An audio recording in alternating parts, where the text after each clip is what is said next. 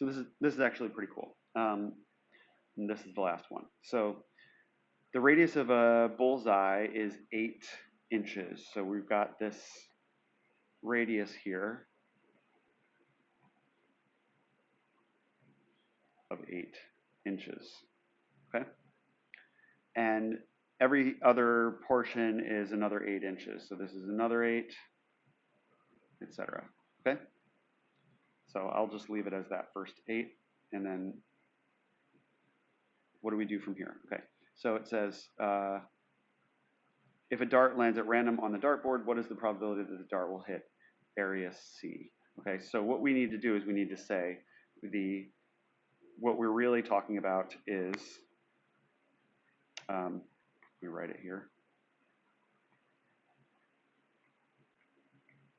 area of C, or the section that is C, over total area.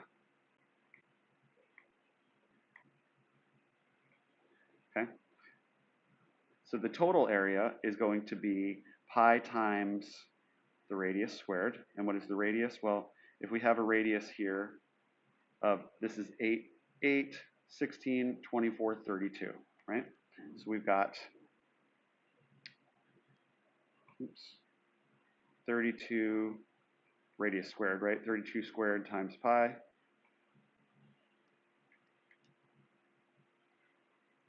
And they were inches, it'll be inches squared.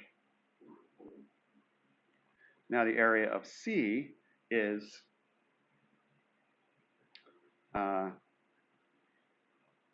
circle C minus, or I should say area of circle C,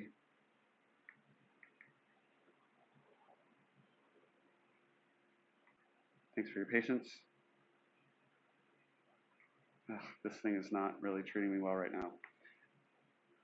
Area of circle C minus the area of circle B, which is inside of it.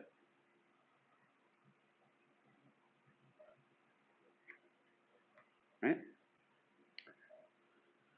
Okay, and so how do we deal with that? Well, we say the area of circle C would be the radius, let's see, of 8, 16, 24. So 24 squared times pi inches squared minus the area of circle B, which is everything that's inside circle C that's not section C, right? So minus this, it's got a radius of 16.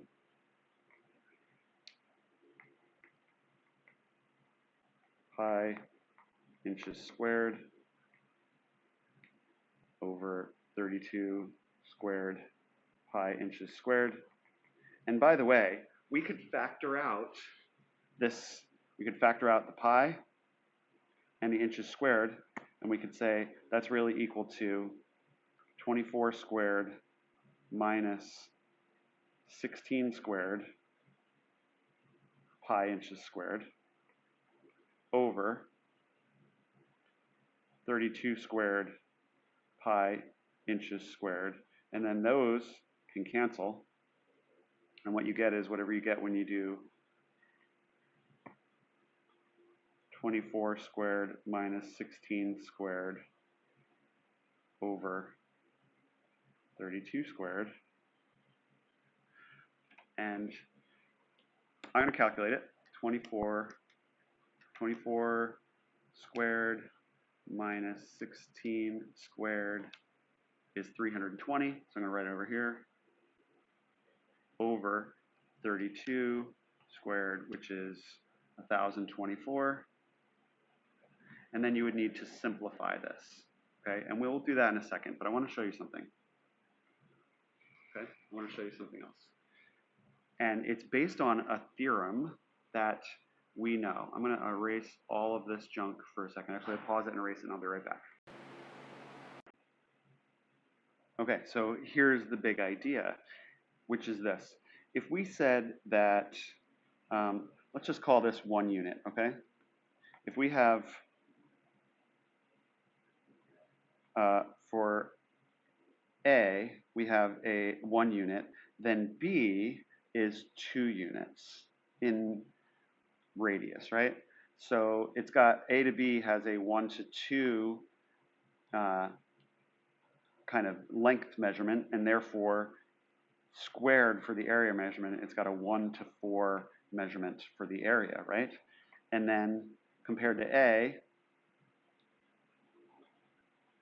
C has a 1 to 3 area, or length measure, right? 3 times as long. Squared is got a 1 to 9 area. Okay? And likewise, if you talked about going all the way out to D, you would say it's got a 1 to 4 length measure, and for area, we square that to be a 1 to 16. Okay? So if this center was 1 square unit, okay, then this whole section would be 4 square units.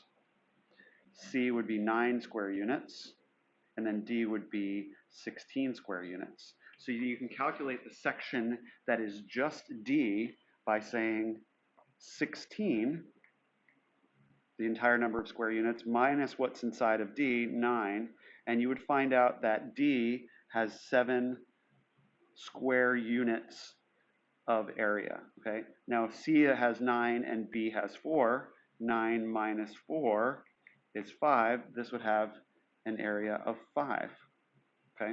And if B has an area of 4 and A has an area of 1 square unit, then this would have 3 square units to this one's 1, okay? So that means, and that makes sense because you can say that if this portion has a radius of 2, has a radius of 2, then it would be squared would be 4 units, and that's this 1 unit here, and then the 3 units from B. If this one had a radius of 9, 9 squared would be 18. I'm sorry, 3 squared would be 9, and there's the 5. 3 and 1 makes the 9, etc. Okay, so that's the ratio of their areas. So if you say, okay, then the whole thing has an area of 16, and what portion of that is C? Because they're asking about, will the dart hit C? What's the probability? It's 5 square units out of the 16 square units based on the 1 unit of length that we call the radius. So the answer is B, and as it turns out, this will simplify down to that. But you would have to expand that out and simplify it, and you can see how knowing what I just explained to you makes it a lot easier. Okay, if this has an area of 1 square unit, okay, or an area of of 1, whatever, then doubling that would give an area of twice as much, or 2 times, and then square that, because if the length is twice, the area is 2 squared. Now if this length is 3, then 3 squared, or 9, that has an area 9 times what this does. But remember, you have to subtract what's inside. Yep. So that's how that works. So you can do it either way. I feel like my way I like better because it's just simpler and more elegant if you understand the way that as you have a ratio of length of 1 to 2, you have an area of 1 to 4. If you have a length of 1 to 3 from this of A to this C, then that's got an area of 1 to 9. Yep, hope that makes sense.